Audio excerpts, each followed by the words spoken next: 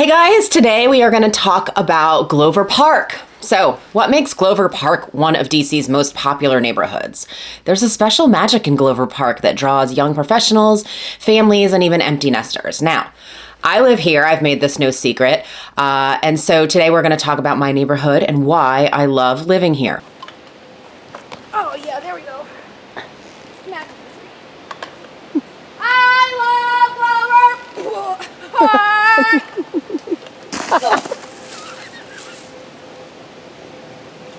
So I do these videos every week for you, and I break down living in DC, Maryland, and Northern Virginia. I've lived here over 20 years. I know these areas. I go deeper than pretty much anybody else.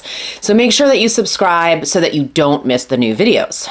Now, let's get into this. Glover Park. Where is Glover Park? Well, it is nestled between Wisconsin Avenue and Glover Archbald Park. The southern boundary is Whitehaven Parkway, and Fulton Street is the northern boundary. So it's a nice little neighborhood that is definitely tucked away. Burleith and Georgetown are to the south, and then Wesley Heights and American University Park, which is also known here as AU Park, are just to the north. Now, the location offers really so much in terms of commutability to downtown, to Virginia. It's also super easy to get to Bethesda and Rockville. For me personally, Glover Park's location is prime. It is really easy to get to Northern Virginia and Bethesda. Like I said, I spend a lot of time with my clients in Arlington, Alexandria, Bethesda, Rockville, and I actually love how quickly I can drive everywhere. So, probably want to know, well, that sounds great. What about the houses? All right, let's talk about the real estate. There are a few types of homes in Glover Park. You are going to see that there are apartments and condos, and then DC's pièce de la résistance, the Wardman row home. These houses hail from the 1930s, and they originally sold for $7,500. Most row homes have front porches, though some owners along the years seem to have removed them. I am not sure why, because our front porches are so charming. Lots of people hang out on their porches, and they become like little social centers of the whole neighborhood. Thank goodness for our front porches. During COVID, we would have porch concerts and porch parties and all kinds of stuff, and it allowed everybody to stay at their own house, but not be in everybody else's face, spreading the disease. The prices in Glover Park continue to deliver consistent returns year after year. 10 years ago, you could actually get a row home here for $800,000. And then we sort of steadily watched the prices move up and up and up. Now it's actually kind of hard to get into the neighborhood for less than 1.3. It doesn't mean that there's not like one-off in terms of houses that you might be able to get for less than $1 million, but they're gonna need some work. And so it just depends who's moving into them and whether or not they have the wherewithal to kind of do that work, right? So if you're a family and you're moving here and you just don't wanna have to deal with, renovating old stuff from 100 years ago or 50 years ago, like in the case of like our house when we bought it, then you might want to sort of look at the higher price point and get a house that actually has been renovated.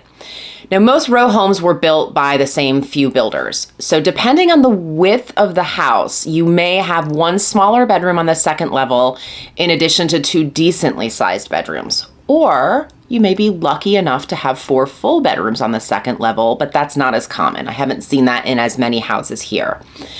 Now, I know families who live here and they have 3 or 4 kids and they make this setup work, so don't think it's impossible. And you're probably thinking, like, if you've got 4 kids, like, that's madness, right? But we're gonna see that a lot of like the social and everything else actually happens outside of the neighborhood, and people aren't in their houses a lot. We're not necessarily like homebodies in the neighborhood. So most of the row homes also had what would be called sun porches, right? So when the original house was built, it had a 2-story porch off the back. And so what happened over the years is that people actually filled these in and made them part of the home. So like ours on our main level is now our dining area, but at one point in time it was likely outside. And then the one that's upstairs on the second level is actually off of the back two bedrooms, right? So our bedroom is in the front. My husband and I are in the front. We have the bigger bedroom with the bathroom, and then the kids have two bedrooms. One's bigger, one's smaller, and then there's the room behind it, and they sort of migrate out to that room as well. These rooms definitely serve many different purposes. So some people will use it as another bedroom. Some use it as storage or a closet or a sitting area, or I've even seen them used as an office in the case of ours. So one thing that you need to know about these rooms, because they were once outside, the floors, they're tilted slightly. It's almost imperceptible, but not imperceptible, right? They were outside. They needed to allow for rain runoff. And so it's not too noticeable unless, say, you were to use that sun porch as a workout room like I did when we first moved here. Then it's quite obvious when you're lifting weights or trying to hold a yoga or a Pilates pose that you're not quite level with the ground, and you may topple or feel like you're pushing one side of your body a little bit too hard. I think the pitch has to be from end to end, probably less than an inch or an inch and a half, but you can feel it. Some neighbors have actually lifted the floor to make it level. I don't think that this is a necessity, but again, it depends what you're going to use the room for. Now, what's here to eat? Let's talk about food. So, well, there aren't as many restaurants in the strip of Glover Park as there should be. There are actually most definitely a plethora of grocery stores. The restaurant landscape has not been super consistent here, but there are some long-term staples that have stood the test of time. So Dumplings and Beyond is this amazingly excellent Chinese food restaurant. They not only have a dining room, so you can eat there, but they do an incredible takeout business. And so whenever you see anybody ask on various message boards like Reddit or whatever, like, hey, where can I get great dumplings or, great Chinese food? People will always, always, always say Dumplings and Beyond. Like, that's going to be one of the first things that people actually mention. Now, Old Europe has been a neighborhood fixture since the 1950s, when the original owners escaped Nazi Germany and came to DC to open their restaurant.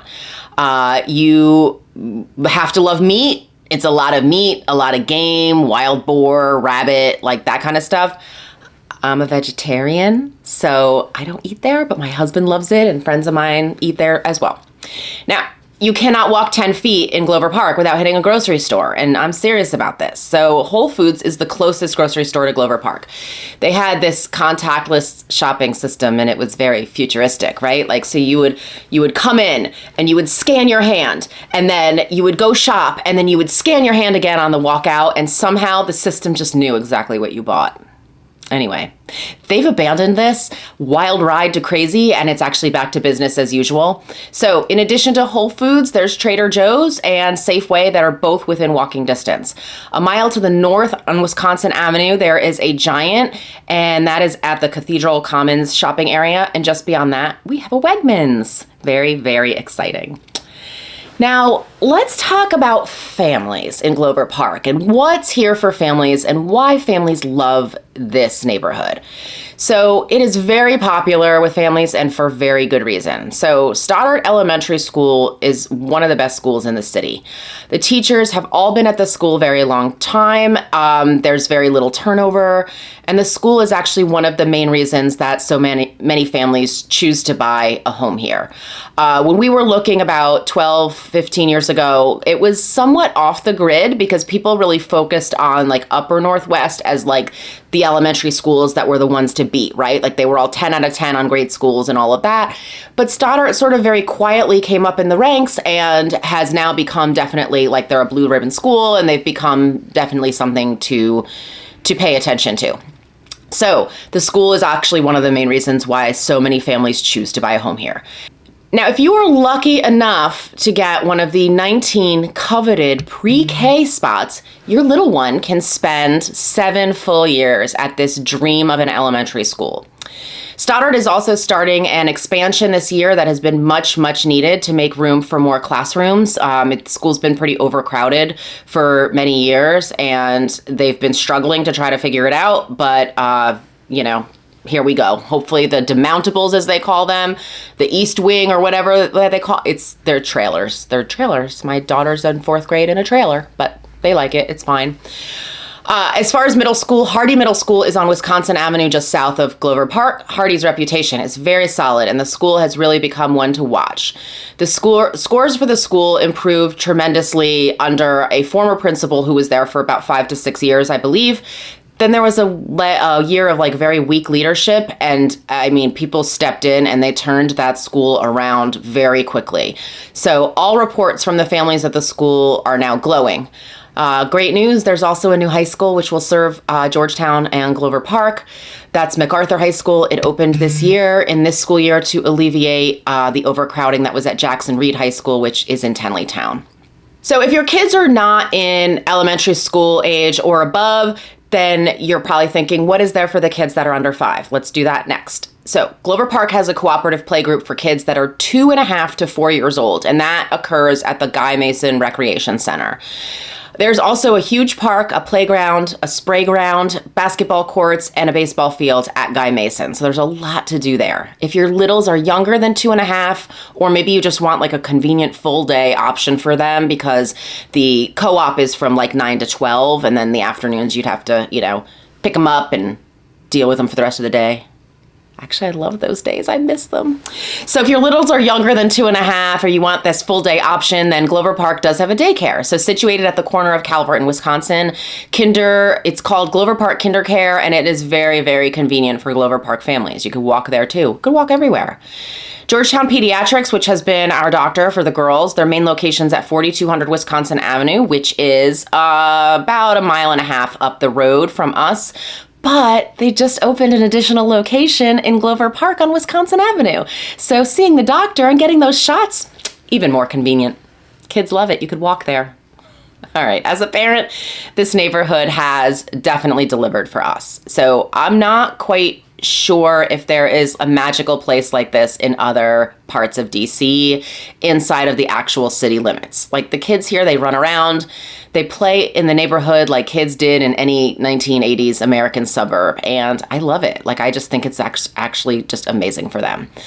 Now, fun. So what kind of fun is here in Glover Park? Why do people want to live here? Well, as mentioned, it's an ideal spot for families, but there's definitely more. So Guy Mason Recreation Center offers lots of art and fitness classes and opportunities to socialize. There are programs for seniors as well, and the community actually stays very, very connected with each other. There's a group of seniors in Glover Park that are currently working. They actually asked me, like, hey, we want to try to connect with the school age, families and all of that, because we want to be more cohesive. And I feel like it's already great, but they want to improve what's already great. So, let's have at it. Let's go. Guy Mason also has a dog park. So that's important too. If you've got a doggy, it's completely fenced in. Now, Stoddard Elementary School, the building and the fields also double as a Department of Parks and Recreation site. So what this means is that the fields are often used for other leagues, which maybe are playing soccer, basketball inside the gym, or baseball here throughout the year. So that's just like another little bonus.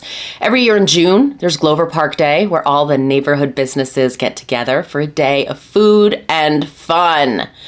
Now, one of my favorite DC libraries is just down the street, and that is Georgetown Library. So we are in there quite often. They have a great children's room, and they have programming for actually all ages. So they do book talks, they do book clubs, anything you can think of that a library might possibly offer, they do it. There are also 2 public pools that are really close to Glover Park. So one is in Volta Park, which is actually in Georgetown on Volta Street. And the other one is at the Jelliff Recreation Center, which is by Safeway, right on Wisconsin Avenue, where Wisconsin and S Street meet. S like Sam. Well, we're talking about Jelliff Center. In the fall and spring, they actually host roller skating night on Saturdays. And I can relive my 1980s Olivia Newton-John in Xanadu.